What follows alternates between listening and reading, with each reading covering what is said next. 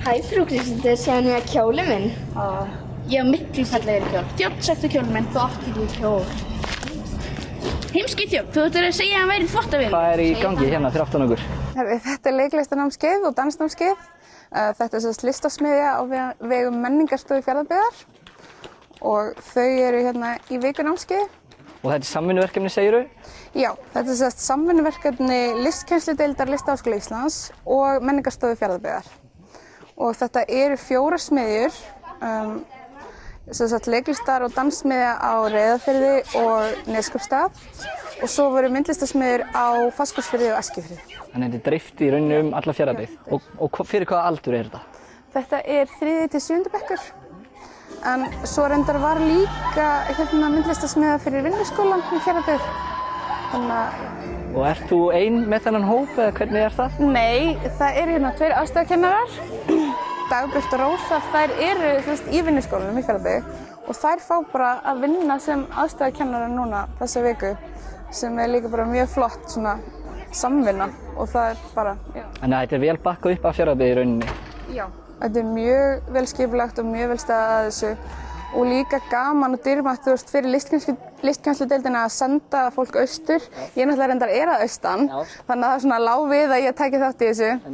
En svo er hún Ragnhildur Weissebel sem kendi myndlistarsmiðjurnar. Hún reyndar hefur smá tengingu austur en hún kom bara sérstaklega til að kenna Þetta er ekki þitt fyrsta sumar hérna fyrir austan, getur aðeins sagt okkur frá því?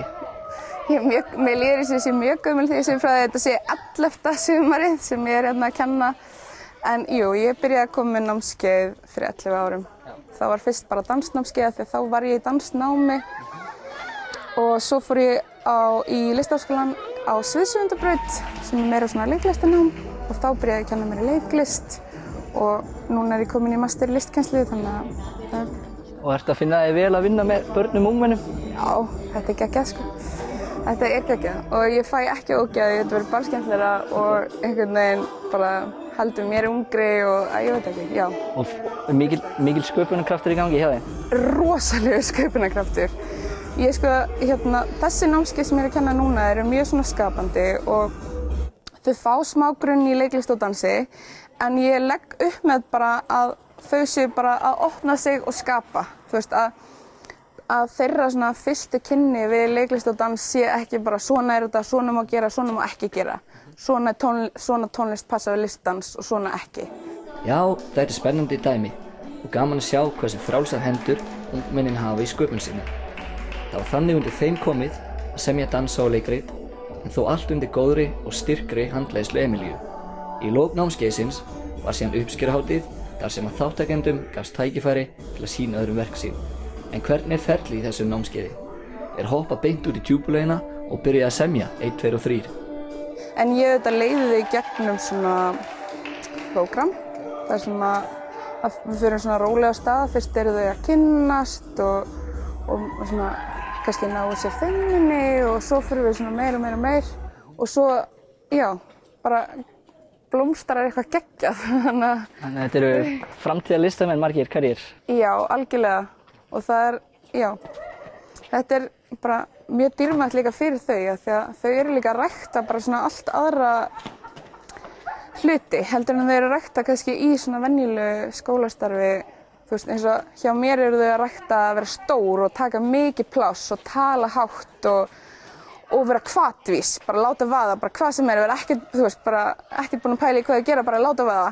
Og þetta er svona eiginlega andstæðan við það sem átt að vera, þú veist, þú átt alls ekki að vera hvatvís að gera bara eitthvað eða taka mikið pláss og þannig að, já, það er mjög dýrmætt að fá að rækta líka hina hliðina á sjálfum sér, ekki bara alltaf að taka sem minnst pláss og segja sem minnst og... Sammála, góður punktur. Það er mikilvægt að kenna ungmennum að taka sér pláss og láta í sér heyra. Áður en við kveðjum Emilíu og alla þessa skapandi snillinga á námskeiðinu hennar langar okkur að fá að sjá aðeins meira af því hvað þau hafa verið að búa til. Þau bjuggu til svona dance battle og sömdu sporin og þetta er svona eiginlega svona danskeppni með smá svona húmor. Þetta er auðvitað ekki alveg keppni.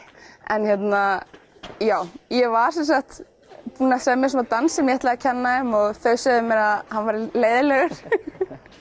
Og það var bara mjög flott og heiðarlegt frá þeim og við bara breyttum og og þau verða með þetta dansbattle á sýningunni fyrir foreldrum.